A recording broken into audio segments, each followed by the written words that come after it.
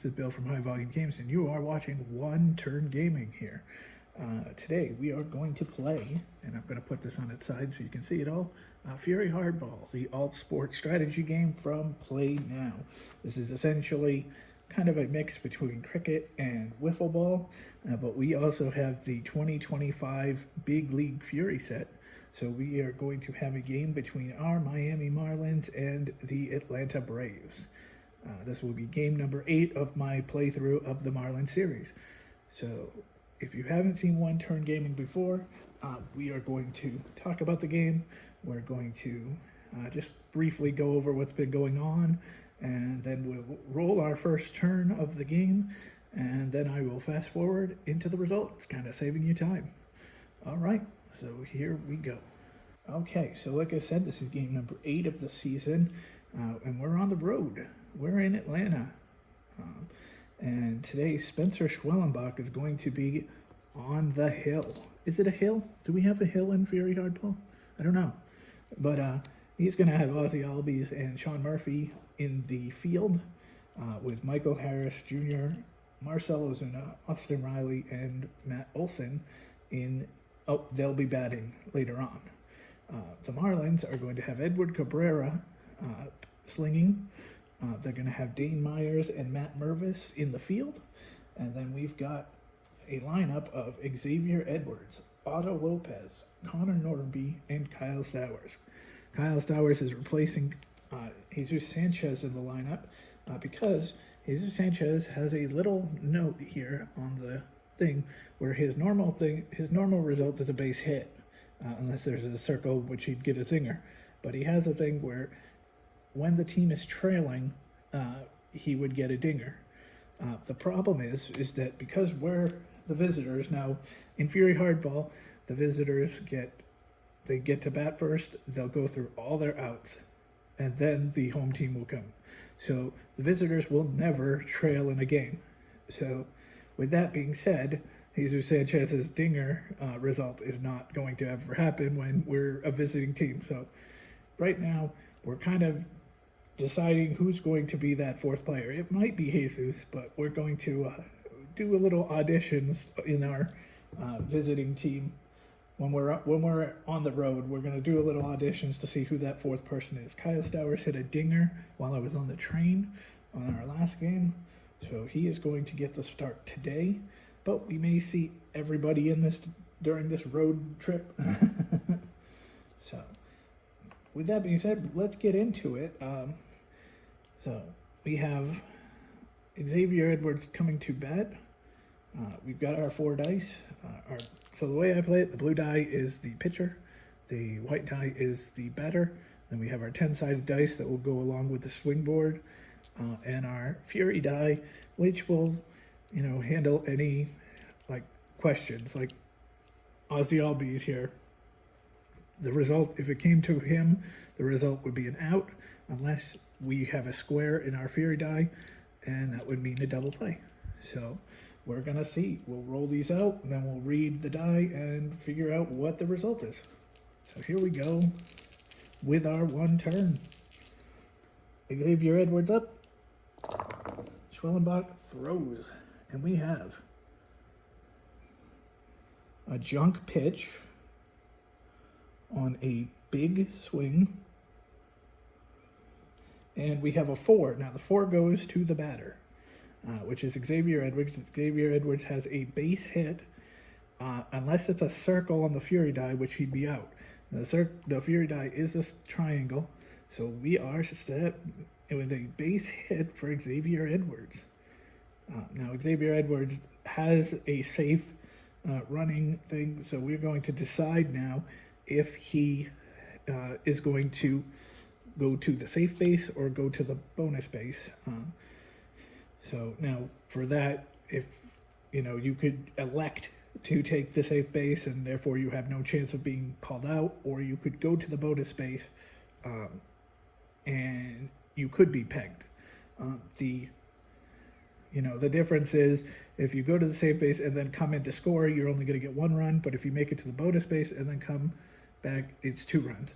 And just think of it, the bonus base being further away than the safe base. but we're going to roll a die to read the automated base running stealing reference. I am going to put a Fury die in there because just in case. So we'll roll. So we get a 6 and a square. Batter is pegged, attempting to take the bonus base. He is out. So Xavier Edwards is actually out on the play because he tried to go to the bonus base. So, oh man, not the start we want. So let's just roll an odd and even just to see, for our stats' sake, who was the one who pegged him. We'll give that one to Aussie Albies. Aussie Albies making a great play, gets the ball, and then pegs Xavier Edwards as he is going to the bonus base. All right, so Otto Lopez is going to come to the plate, and I will see you guys in a few minutes. Okay, gang, we are done here in Atlanta, and it did not go any better after that first roll. After Edwards's hit slash peg, Otto Lopez zingered, which is a strikeout, counts as 2 outs. Norby got an out, and then Stowers, Edwards, and Lopez all finished out with zingers. So the Marlins score 0 runs. Spencer Schwellenbach, what a round. Basically no hit them because, again, Edwards' hit doesn't count because he got pegged. So Spencer Schwellenbach, no hits, 4 zingers in his outing. Edward Cabrera then took the hill, and Michael Harris, Jr. there, he ended up doing exactly what Xavier Edwards did. He got a hit, but then got pegged out going to the bonus base. So it looked good. I'm like, yes. Marcell Ozuna came up and hit a double play, which a double play is called a stinger in Big League or in Fury Hardball. In the Big League Fury, though, it's called a double play, but it counts as 2 outs. So we had 3 outs right off the bat. And then Austin Riley came up, and Austin Riley got a junk pitch from Edward Cabrera. He took a big swing, and he hit the dinger. So he has, a dinger, unless it's a circle, which would be a zinger or a base hit on a stuff pitch. But this was a junk pitch, and there's a square on the Fury die. So it is a dinger. He gets 2 runs, because in the Fury Hardball, a dinger gets you 2, unless there's people on base, and then you get more. So that is going to be it.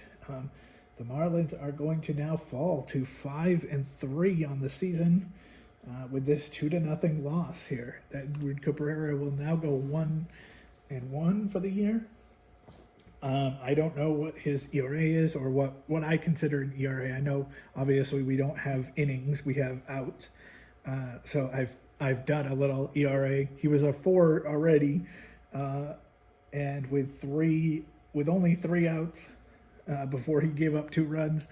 I don't know. It's going to be high.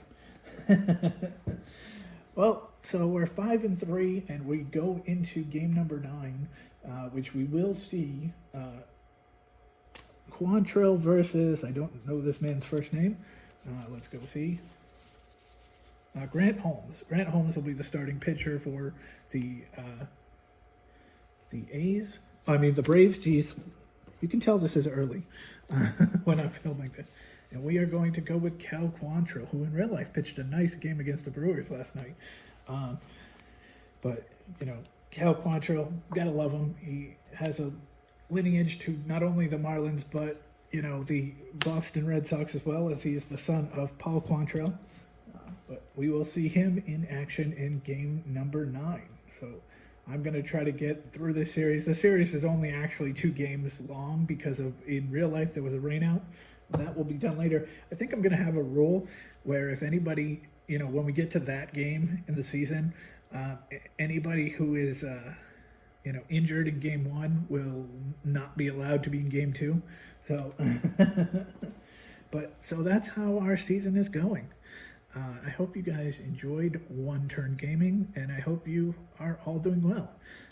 I'm hoping to film a bunch of these this weekend and get us going on this, on this series. So I hope you enjoyed the last one. I hope you enjoyed this one, and I hope you keep coming back. So till next time, take care and have a great weekend. Bye now.